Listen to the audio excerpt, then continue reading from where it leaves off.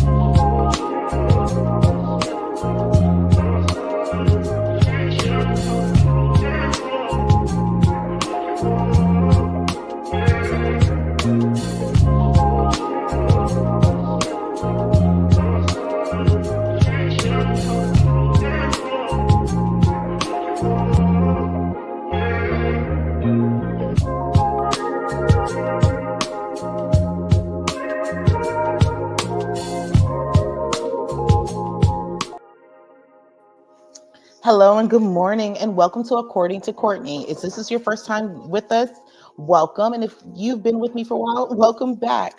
At According to Courtney, we talk about everything from mental health, maternal health, wellness, and everything in between. And today we're opening up to 2025. We're going to talk about what does wellness really look like. And I am super excited to have my guests here today, Dr. Dash, to go over what does wellness look like. Hi. Hello. Welcome, Dr. Dash, to According to Courtney. Thanks for having me. I'm glad to be here. I'm so happy to have you in this space. And so every time we open up the space, we always start out with the same question. So I would like to start that out with you. First of all, what's your name? My name is actually Sarah Lynn Bernard, Dr. Sarah Lynn Bernard. There's a dash between the Sarah and the Lynn. There's always another Sarah in the room, but there's only one dash, and I'll race you. I'll win. I love it. I love it. So what that kind of goes into my next question is like, what is the origin of your name? The origin of my name. So my family is from Jamaica, and Sarah, just princess, and my dad always wanted a daughter, so that's really the foundation of my name.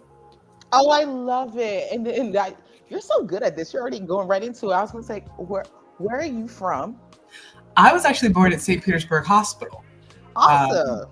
Yes, and I grew up in Clearwater, but I definitely have a very strong Jamaican influence because both of my parents are from Jamaica. Oh, I love that. Because then that was the next question. It's like, where are your people from? But we hail from Montego Bay and Clarendon, and we very much love Jamaican culture, Jamaican food. And are proud to say that we are Jamaican. I love that. What was that like being raised in Jamaica? Jamaica is your house. Even if you were born here, yes. Jamaica's your house. But how is that having Jamaica in your house, but living in Clearwater? It was very interesting because I got very used to listening to different cultures, and never saying that I have to be one or the other, appreciating the spectrum and the color of having a large British influence in my household because my mother spent a lot of time growing up in England, because they had, after World War II, they asked people to come back to help rebuild England. And so my grandfather went over there, my mother went with him. So there's a large British influence in the household, large Jamaican influence in the household, because dumplings are a necessity for life, as far as I'm concerned. They're delicious. They're not for physical health; they're for mental health. It's definitely a comfort food. I understand that. It's like something about a good dumpling and some soup. It's just like we don't even need to talk about nothing else. Just give me my dumpling soup and then we're good. So I get that. And so my last question to open it up is, what would you like to leave in this space? After this whole conversation about wellness and everything else, what do you want to leave in this space that you really want these guests to remember about you? I think what's most important is that they gather a sense of who they are in their health journey. Every doctor, every healer, everyone who might try to come alongside you to help you is just a guide. You yourself, when it comes to your own personal health, you are the hero. You're the one who has to do the work, and the work is doable. It's just a matter of finding the right practitioner that aligns with what you're attempting to do, who can teach you, not just preach at you what you should be doing. Ooh, I love that, because I feel like a lot of times in the medical system, you hear more preaching than actually educating people and telling them and having them communicate with you about their health care. So, speaking of that, Doc Dash, what is your full title? Like, what do you all do? Because I know there's a lot. That's why I'm like, what? Break it down for us. Take a sip, because the title is long. Let me wet the whistle. Okay. I like to go by Dr. Dash. I am acupuncture certified, physical therapy certified, flexibility therapist, strength and conditioning coach, which is a CSCS, which is a global gold standard for performance and elite training. And I have a degree in kinesiology, which is the study of how the body moves. So I have a very deep understanding of nutrition. I love that. So for people who don't understand what all of that means, could you, for us, kind of like bring in for us what brought you into doing this type of work? I originally wanted to be a nurse, and I did a CNA course, and in that CNA course, I was able to work with a 100-year-old woman who was blind, mute, deaf, bedridden, incontinent, and only had basic spinal reflexes for infantile responses. So she was no longer a person. And what I realized was modern medicine had made a zombie, and it wasn't even a cool zombie. And I said, if this is what modern medicine does in order for you to live to 100 years old, I don't want to help push people down that path. So I changed my major from nursing to kinesiology, which is the study of how the body functions. So my idea was, if I can figure out how the body functions and how to optimize that for people, then they will thrive in vibrance, not just be alive. So that was kind of the foundational movement for me, kind of my Damascus Road moment of where do I need to go with this. And as I learn and develop as a practitioner, I keep pulling more things in to help move people forward. And that's really my foundation. Oh, that is amazing. Grand Rising. We had a guest pop in. I didn't know that. And it's so interesting how Western medicine is used for, they say healing, but it doesn't heal your body.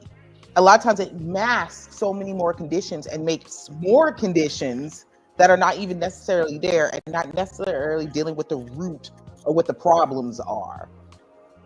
Well, we have to look at the history of things, right? A lot of Western medicine came off of the battlefield. So what's the primary goal? Don't die. True.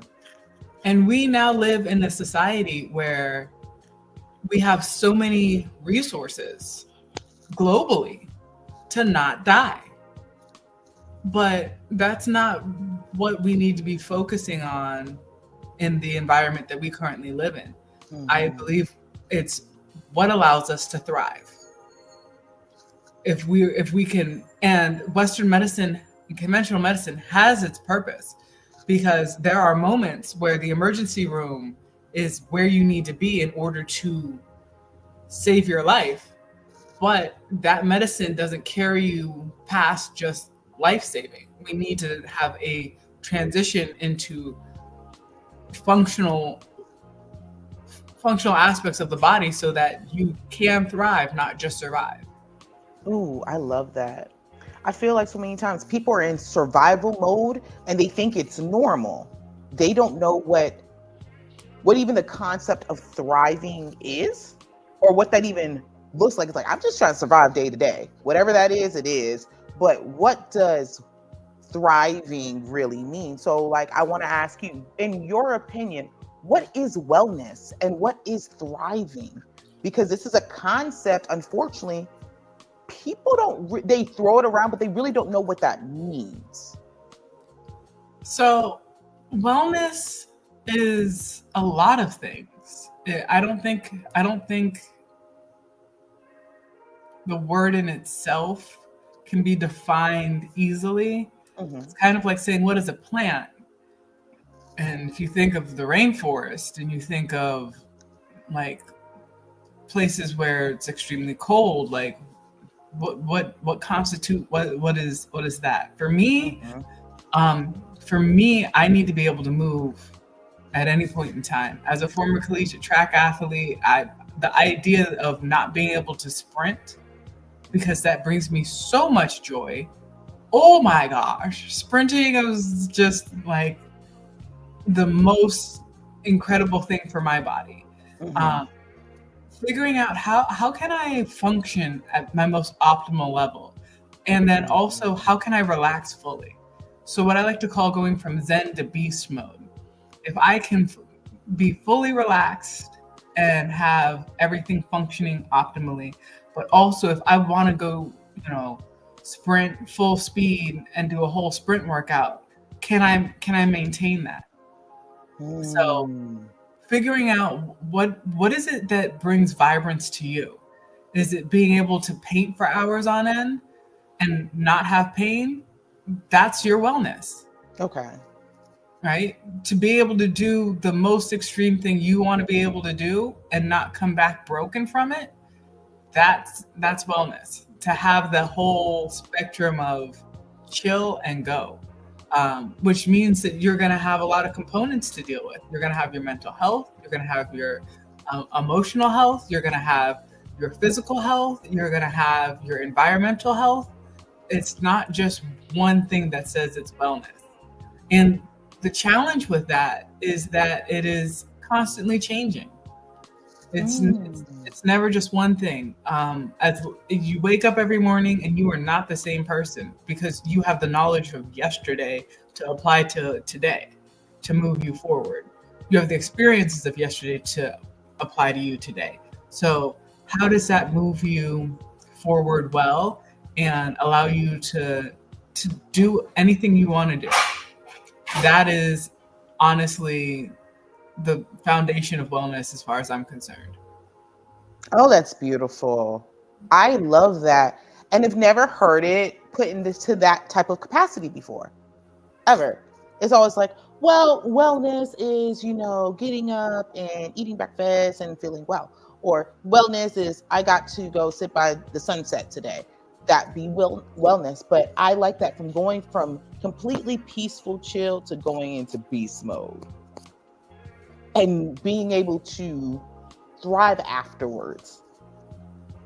Because I feel like a lot of times people don't really know what peace looks like. Even when they're home, the day is over, they're still not relaxed. They're still, oh my gosh, and you carry that into your sleep. So that you're waking up still in that fight or flight, constant. And a lot of people don't even realize that they're in it. They think that is normal.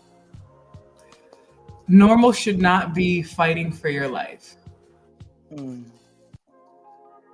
Two very important systems in your body called the parasympathetic and the sympathetic. And your sympathetic can be paraphrased into fight, flight, or freeze. And your parasympathetic, it can be paraphrased into rest and digest.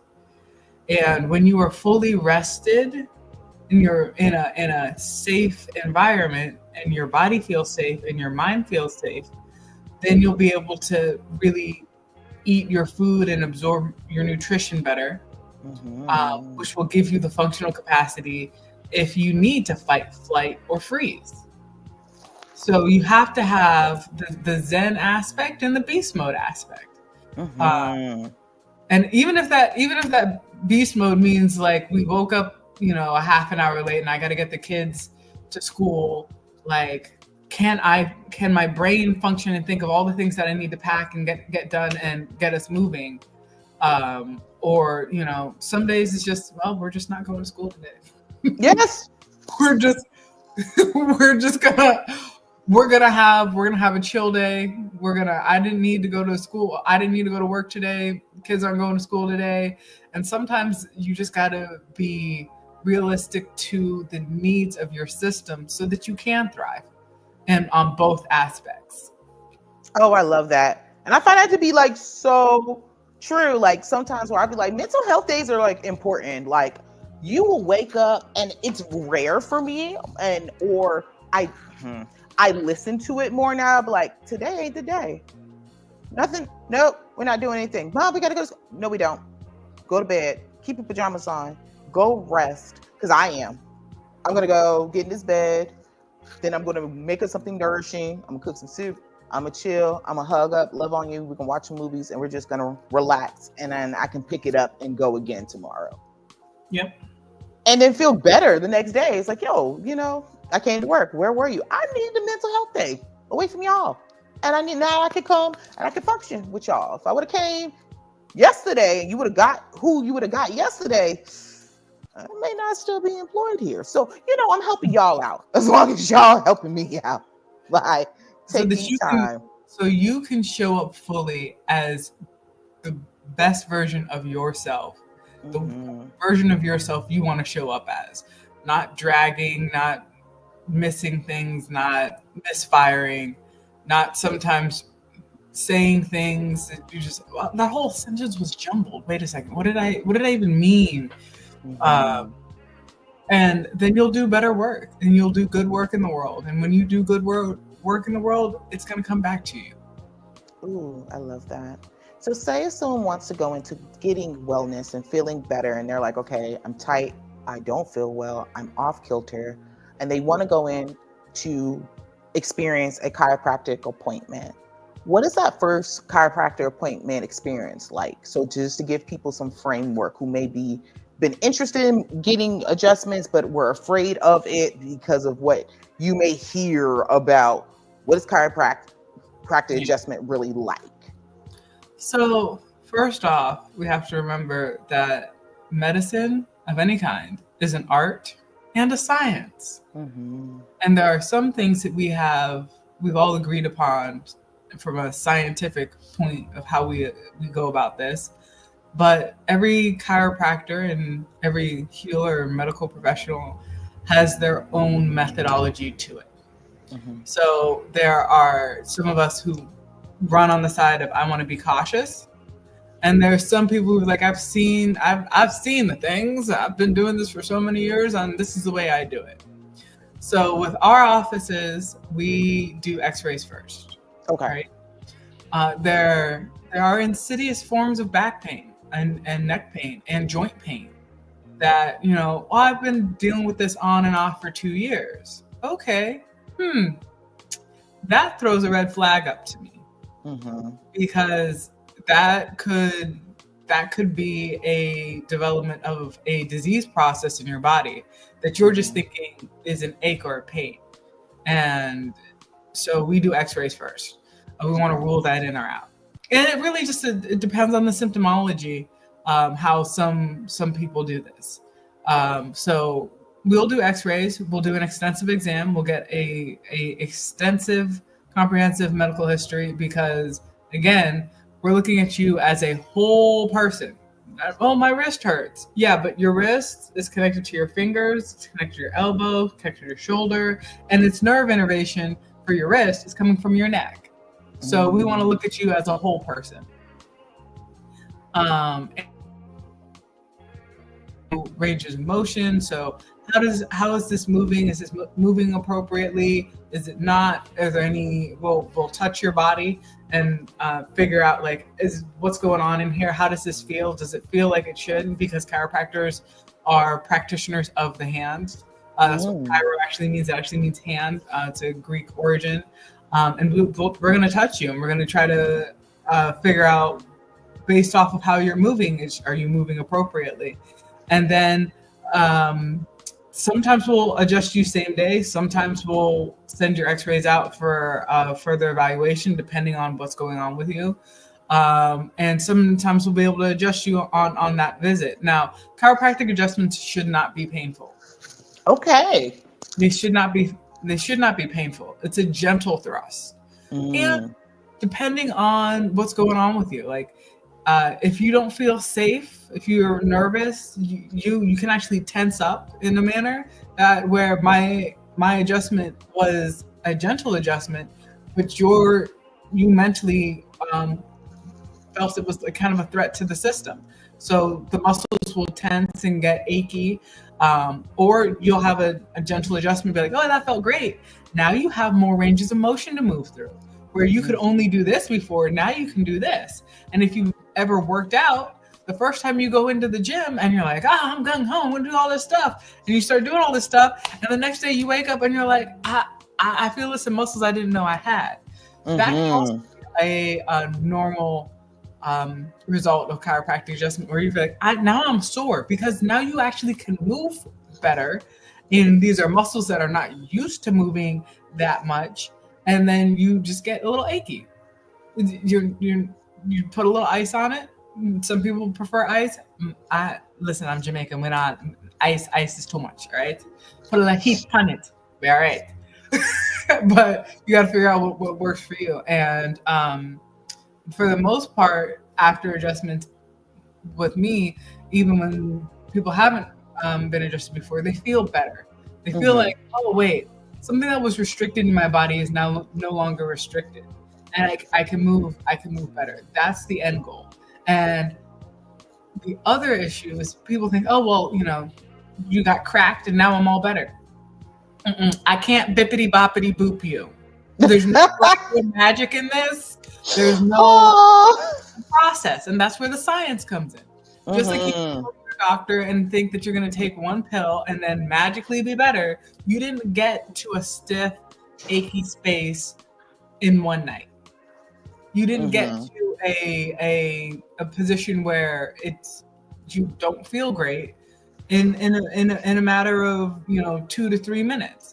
So you can't expect one singular appointment to fix it. It's going to be a process because your body has to adapt and get better. Now, does that mean that you need to have chiropractic adjustments, once a week for the rest of your life? I don't think so. But depending on what's going on with your system, that might be the best choice for you. But for the most part, you get the body moving better. Then we do some exercises so that we strengthen the system so it functions better. And then you get back to normal life. Me, I always want to optimize everything. Like, what's the best version of me I can get? I came in here feeling like crud. I got adjusted. I feel good. Now, how do I get myself to never feel like that again? Not get back to normal. Because if your normal is an inflamed state, if your normal is a frustrating position, like, why would you want that again? How do we get better? That's why I'm a little different. Like, okay, we got you feeling better. We got you out of pain. Now we're going to do some therapeutic rehab. Now I want to do some strength and conditioning so that you are actually great, not just good. Oh, yeah. So tell me more about strength and conditioning, because, I've had chiropractic work in the past, but no one has ever brought up doing strength and conditioning before with me. The challenge with that is that that's not what they're trained on. But background, I did personal training and strength conditioning for 17 years. And I kept getting people who were like, oh yeah, I was done with physical therapy and they said I can come back to the gym. With my understanding, now I need your patient file. That's really one of the reasons why I ended up getting a doctorate, because I was like, I need to know where you started. Mm-hmm. I need to know what's misfiring, and then from there get those muscles, that foundation to fire well, then build strength and build flexibility and then strength on top. You cannot move within full ranges of motion. Why am I going to strengthen you to only be able to do this? You need to be able to do all of this. So I need the whole system to work, but I also need to figure out like what was wrong at the beginning of this, so that we can make sure that we're addressing those instabilities and building flexibility and strength around that. Mm-hmm. And that way your body is now in a more stable position, so that when you start going and doing the things that you were doing before, you don't end back coming to me for the same exact thing. I want you to learn how it works. I want you to be able to strengthen it functionally. And I don't want you to have to come back for the exact same thing 3 to 6 months later. Because then I feel like I haven't done my job, because I have a different foundation and skill set than some other chiropractors. See, that is so important. And then that's refreshing. You want someone to be like, I don't want you to come back for this. I'm trying to teach you the tools so that this is working for you. And I want to touch on another piece that you do, because you have so many different parts that you work with. And it's rare that you get the opportunity to ask someone about acupuncture. Yes, because, people are like, I'm not doing acupuncture. You're not going to stick me with no needles. Can you please break down for people how acupuncture works and move some of those misconceptions with acupuncture? So first of all, when we in America talk about needles, most people think of when they were vaccinated as a kid, or went to, like, that needle is not the needle I'm dealing with. Okay.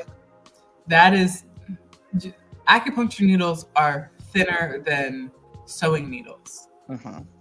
Acupuncture needles are more on par in size to one single strand of human hair. Wow.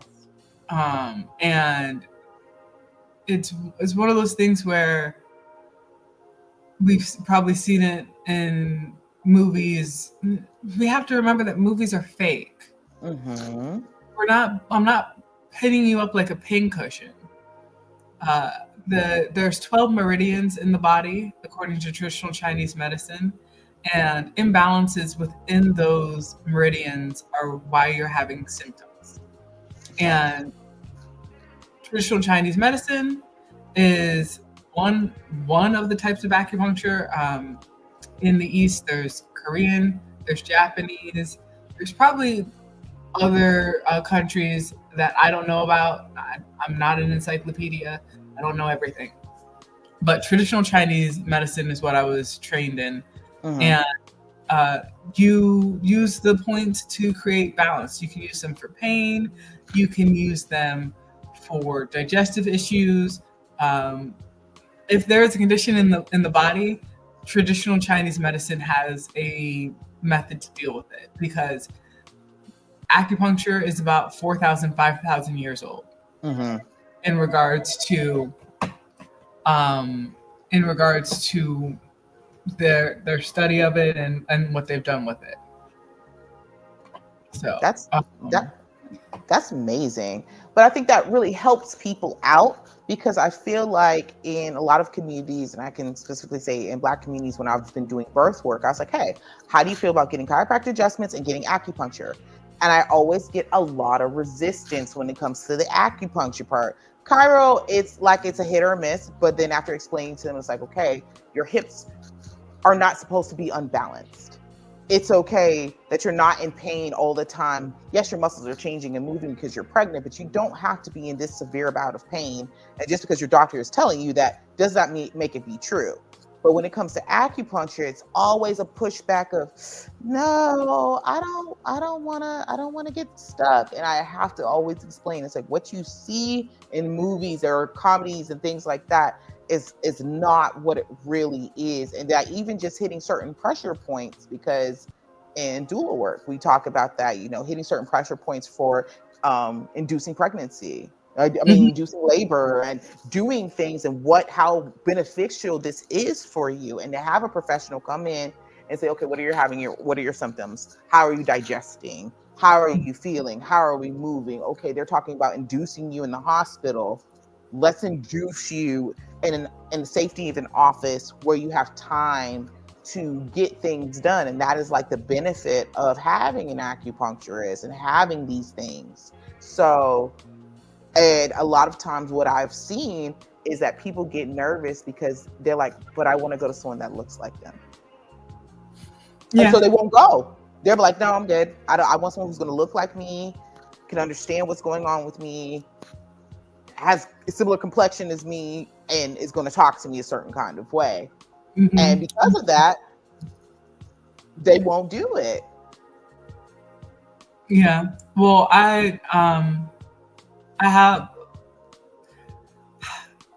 have more than one acupuncturist who I know is a person of color, and we understand the culture and we understand where we're coming from, and I don't want to be experimented on, but Western medicine is more experimental than acupuncture. Very true. Very true. I love that. And I think that brings us to a great midpoint for right now. So we're going to go ahead and bring Choi into here so we can talk about, you know, our artist. Indeed. Good morning, everyone. And I'm loving the topics you ladies are giving. Good stuff.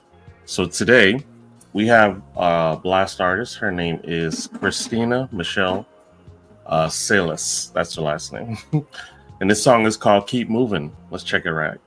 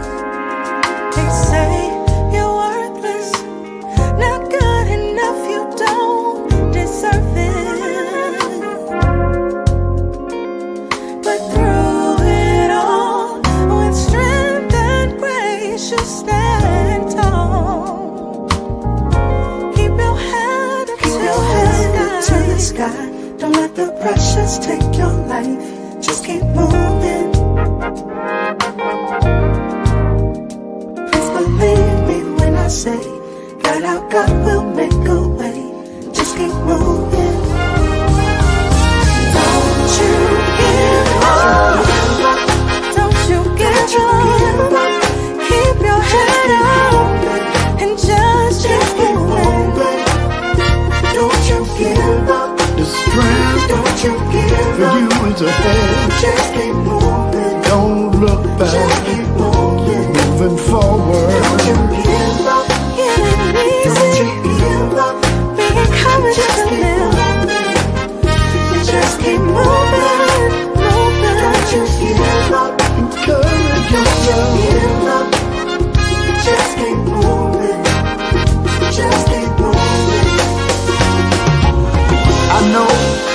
may sound redundant, but yes, it's a world designated to keep you down.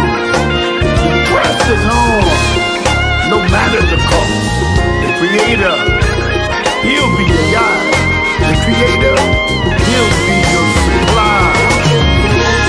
'Cause the race is not to the swift, nor the battle to the strong, but whoever endures, that's who will win.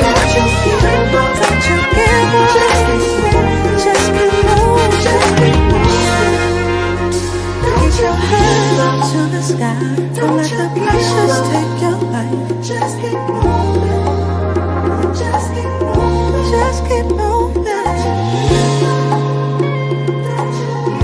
Don't you give up. Just keep moving.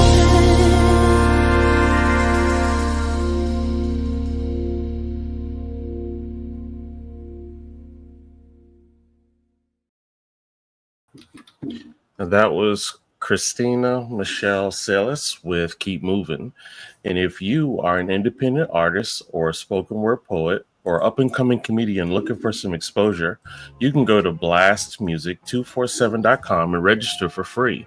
But Blast is also looking for the fans of good music. You can also go to blastmusic247.com, register as an unlimited fan, and get access to hundreds of independent music. So you see the QR code, break out your Samsung, break out your iPhone, and it will bring you to blastmusic247.com. We're changing the industry one artist at a time. All right, ladies, back to y'all. All right, thank you so much. And welcome them back to According to Courtney. And that was great music that we're just going to keep on moving. Again, we're sitting here with Dr. Dash, and she's going over the benefits, acupuncture, and chiropractic adjustments, and just wellness. So we were just talking about acupuncture and the needles, and what are some misconceptions people think about them? So I have a few acupuncture needles here with me, and first off, they should never be reused. Okay. They come in these little single-use containers. Okay. And some of them also come in like packages. So there's 10 needles in here. Okay. And I'm just gonna pull one out. So this particular type of needle has a guide tube, and that tube gets pressed against the skin, and then we pull out the actual needle, which it's going to be difficult to see because it is so small. So you guys, so you have it up this close. Look how thin and tiny that needle is. That's thinner than a butterfly needle that we use in the hospital. Yeah. The butterfly needles are significantly thicker than this. Yes. And so this is actually, hold on a second. See, that's when you know you're working with someone who's good. It's like, hold on, let me show you how this is done and the difference in between these needles, because I get this all the time, and then having the opportunity to see, oh my goodness. So this is something we have in the office that actually looks at the size of needles. So you have like a matchstick and you have a hypodermic needle. So this is something my dad and I designed. Oh, this is so cool. And so I'm actually gonna pull, this is a hypodermic needle. Yes. Right? Those are, for the ones who don't know, that's usually what you would see in the hospital or something and like that. That is a acupuncture needle. Wow. Like, that is awesome. When we're actually looking at the thickness of this, right? It's yes. The actually I might be able to, I can slide the acupuncture needle into the hypodermic needle. Oh, that is awesome. That is how much smaller it is. And I could probably fit 2 more acupuncture needles into the hypodermic needle. That is how thin it is. So the hypodermic needle is very stiff. Well, the acupuncture needle is wow, very flexible. So the biggest pain points. Okay, let me put this down. Give me a second. You're good. Thank you for grabbing that. Yeah. Because that just gives such a great illustration of the difference. And I never thought about that. It's like, no, I can fit multiple needles inside this one needle. You're okay. And the pain point of any needle being inserted into the body is getting through the dermal layer. Mm-hmm. Once you're through there, you don't have nerve endings to feel that it's painful. Mm-hmm. So it's literally the insertion point. So a mosquito bite tends to be a little more painful than appropriate insertion of acupuncture needles. Now, mind you, when you have different conditions, certain points are more sensitive. Mm-hmm. You have somebody who does acupuncture and they're doing it more for wellness, and they're like, yeah, I never feel any of the needles. And you'll have other people who have different conditions that makes points more sensitive. Mm-hmm. So, and if a point's more sensitive, then I can actually use a tapping technique. I can use pressure technique. I can use cupping over a point to activate it. There's more than one way to do this that will continually and consistently help you move forward. Oh, I love that. So that actually that's perfect segue to my next question. It's like, how does getting adjustments in acupuncture on a regular basis increase a person's wellness?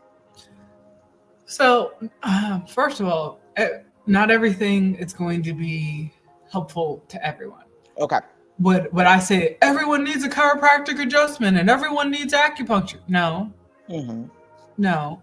And I can say for my own personal experience as a chiropractor who has who falls more into the hypermobile or double jointedness, Mm-hmm.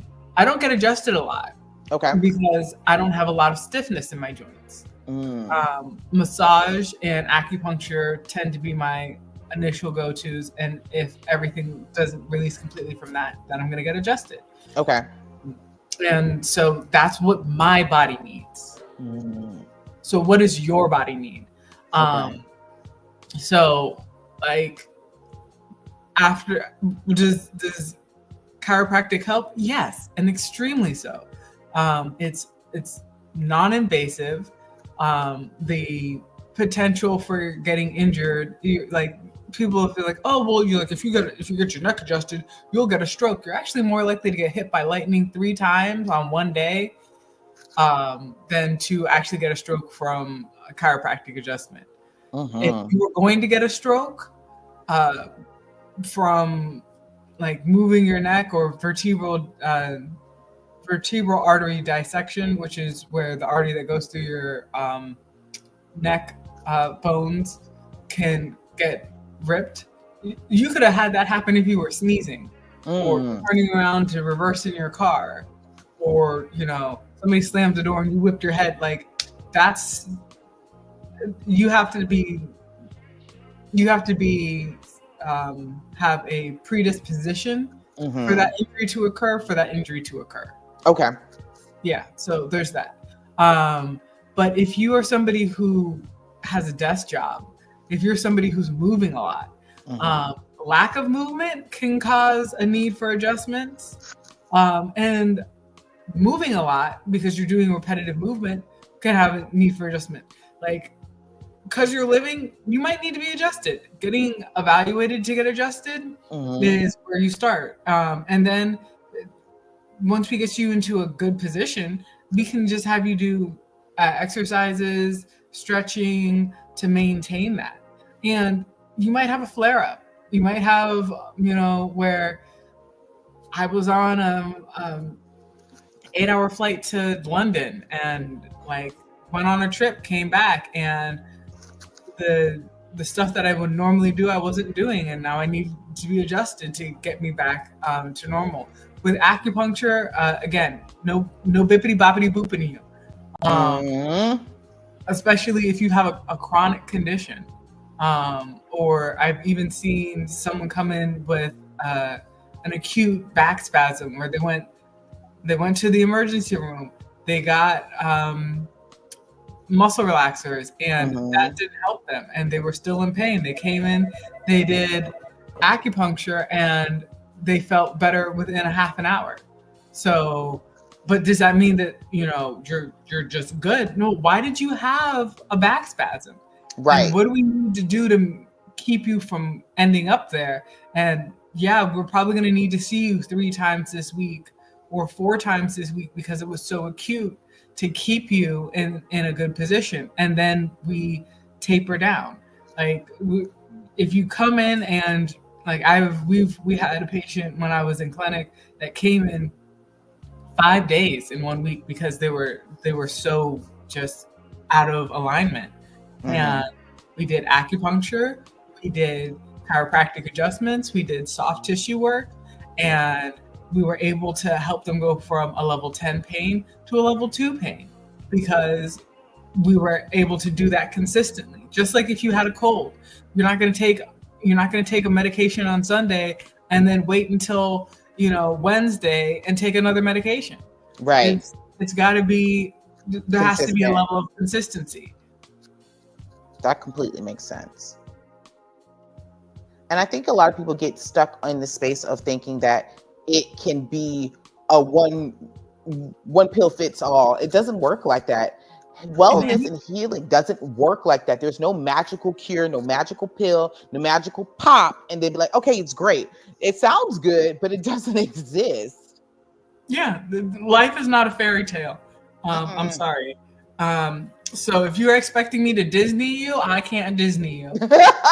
Disney might be able to Disney you, but I can't do that. And I'm not going to sit here and lie to you and say, in the next in the next 3 days, you're gonna be completely pain-free and never have this issue again. No, it's gonna take a minimum of a month. Okay. It's gonna take a minimum of a month of getting care to move you forward. Because just because you slipped and fell, like if you ever sprained an ankle, yeah, it might have taken 5 seconds to happen, but it took at least 2 weeks for you to walk decent. And I'm talking about like your teenage athlete. Right. Not no grown person where we hobbling around. It's going on 2 months, and we're like, hey man, I'm still in it, when you're just doing it by yourself without getting any assistance. Yeah, and you can keep popping ibuprofen and Aleve and not feel things, but just because you don't feel it doesn't mean it's not there. This is not peekaboo where like you disappear completely. Oh no, where'd I go? We're not babies. Like if you're involved in your own health journey, you need to be a fully aware person trying to get educated on how this stuff works, because if you haven't fixed it yet, you clearly don't know what you're doing and you need somebody to guide you. Absolutely. It doesn't mean that you can't move yourself forward, but you need the right education to do that. And I tell you right now, when I have had neck pain and I've had back pain, I couldn't fix it because my hands are attached to my neck. What you can't, like, what do we? No, it's not. I need somebody. So there are people that I trust as a healer and a practitioner that work on me, and it's not just anybody. Right. It's the right person, because you can have the right therapy, you can have the right modality to move you forward done by the wrong person, and it's just not working. Like I tell you right now, chicken tastes great, but you can't eat at everybody's house. Facts. I said what I said. I'm not sorry. That part. If your chicken is not seasoned, you're not going to eat it. Okay, listen. I'll eat unseasoned chicken, but you better wash it. Don't you start this mess. Because you said, look, off topic, but on topic. Let's talk about washing chicken. Do you know how many people don't know how to wash their chicken? I was shocked going to other people's houses and watching. It's like, your mama they don't use vinegar. They don't use lime. It's like, what for what? You don't wash your chicken? They're like, who washes chicken? I'm like, oh, mommy. Hey, mommy, can you come get me? That's It's the beginning of the tenderization process. Come on now. As I'm ready to go. It's cool. We good. Fool. Enough said. We could go. We could go. Call my mama. It's good. You know what? Do you wash your vegetables, right? You do? You don't? Okay, you know what? It's all good. I'm about to go. I'm about to go over this way. I don't even want to. I grow my own vegetables and wash them. Again, but people do the same thing with their healthcare. It's like you can't pick and choose the things. You got to like take the time. You have to do the process. If you pull it out the garden, you got to cut it. You have to wash it. You have to get it ready before you just throw it in a pot and boil it. People will be pickier about who brings potato salad to the cookout than they will about understanding what goes into their body and how to make it work. Yes, so much so. That brings me to my next question. It's like, do you think people are aware of the benefits of getting acupuncture and getting adjustments? No. I don't think they are. Unfortunately, with how chiropractic was pigeonholed and the whole history of how they actually tried to, the American Medical Association literally tried to say that chiropractors were quacks. There's a lot of history. It's kind of like when people think that pit bulls are dangerous because they have muscle. Mm-hmm. Like your chihuahua part than a pit bull is that hasn't been trained to do that. Mm-hmm. So the thing is, there's a long history of people being told, medical professionals, general public, that chiropractors are unsafe. But chiropractors were treating people for leaky gut issues and digestive issues in the 80s. And only in 2017 did the American Medical Association recognize that leaky gut and gut issues can be the root cause of many disease processes within the body. So chiropractic adjustments are very beneficial, especially for kids. People don't realize, they're like, oh, why would a kid need adjustment? I know people who are chiropractors whose children were adjusted on the same day they were born. You literally have, like, if you're a fetus, you're crushed up in this uterus, growing, scrunched up, and like when you come out, you have all this new range of movement. Like, we stimulate spinal health. The information that's getting sent from the spine to the rest of the body is foundational and fundamental for appropriate growth and function. Now, you can get stimulated by falling off the playground and stuff being out of alignment. And that's going to impact your growth, but it's not going to be specific. Chiropractic adjustments are specific to things that are out of alignment. Acupuncture is great for creating wellness within the whole body, creating there's digestive issues that it'll address. There's headaches. It's great for migraines, insomnia. I had a narcolepsy patient who was told that narcolepsy is incurable, that you have to be on medication for it for the rest of your life. And after 6 weeks of acupuncture, this person has not had narcoleptic symptoms since, and they were suffering with them for over 12 years. See, and that's unheard of. As someone who works in medicine and everything else, once you have been diagnosed with narcolepsy, that's it for you. In Western medicine, there is no cure. They'll tell you there's no cure for this. You're out of luck forever. So that is amazing. So that brings me to this question. How do people find you? So I currently work in Dr. Mosier's office at Mosier Chiropractic, Weight Loss and Wellness. We do all of that. We are located 62nd Ave South and Dr. Martin Luther King South. So we're literally on the corner across from the Marathon gas station. You can call, you can get an appointment that way, or you can come in the office. That's awesome. With that being said, do you guys take insurance or are you private pay? We take insurance for auto accidents, Mm-hmm. but we are private pay for everything else. Okay. Good to know. And I think that's important to let people know that. So therefore you can see where you fall in. And and this is what I'm going to say to everyone, like, oh, it's private pay. Check this out. You pay for the burgers and the shakes that you pick up that are inflaming your body.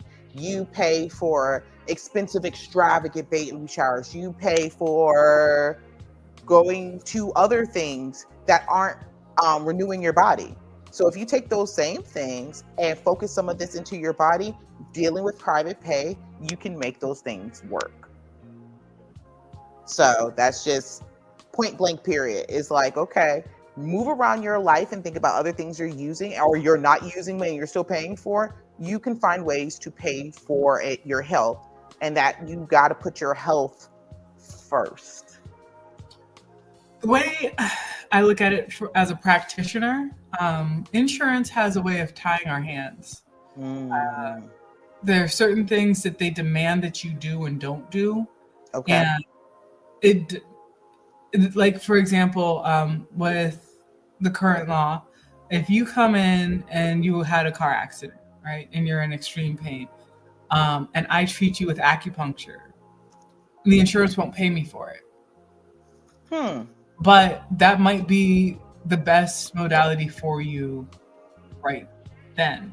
Okay. Because acupuncture is great for acute pain. Mm-hmm. But so as a practitioner, am I going to use my tools in the best way that suits you? Or am I going to follow the rules of insurance that says, oh, no, that doesn't work? Or you have a spasm trigger point in your. I can use acupuncture on that. I can use dry needling on that. Mm-hmm. But the insurance is like, yeah, we don't want you to do that. So the insurance shouldn't be deeming what your care is. Your practitioner, your healer, your healthcare professional who has been trained on how the system works should be saying, hey, based off of your symptomology, based off how you've told me things that work or don't work for you, let's use this first. Mm-hmm. Why is your insurance company telling your doctor how to treat you? That doesn't make sense to me. That's overall healthcare, period. And I think people really don't understand when you're getting healthcare, you're not getting healthcare. You're getting what your insurance says they're going to give you.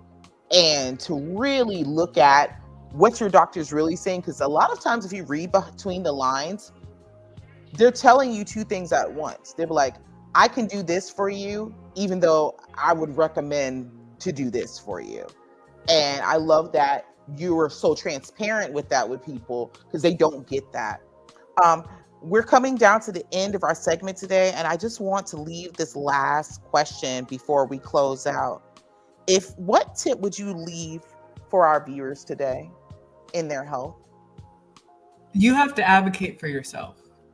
Your doctor doesn't know everything. They are a human being, and hopefully they're not AI. You never know. At the end of the day, you have to ask questions, and you have to ask them, why do you think this is what I should be doing? What is your clinical rationale for this? Because a lot of times, and it doesn't matter what you're doing, humans get stuck in patterns.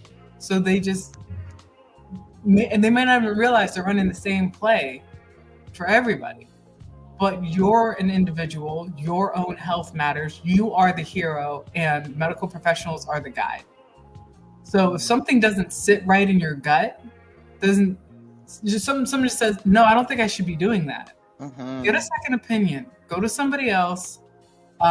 You are not legally required to do anything anybody says. Mm-hmm. That applies to your medical professionals as well. So trust yourself. Ooh, I love that. And that brings us to the end of our our segment. Dr. Dash, it was absolutely amazing having you as a guest. Please come back and feel free to come back with all your knowledge. Your energy is it's wonderful. And it's been such a pleasure having you come and share your knowledge with us today. I really appreciate that. It was a pleasure being here, and I look forward to coming back. Oh, awesome. So, to my viewers, I want to leave you with this. You're amazing. You are loved. You are seen and you are heard. Continue to pour into yourself before you pour into others. And, have a great week. And I can't wait to see you next week. Until next time, y'all have a good one. See you guys.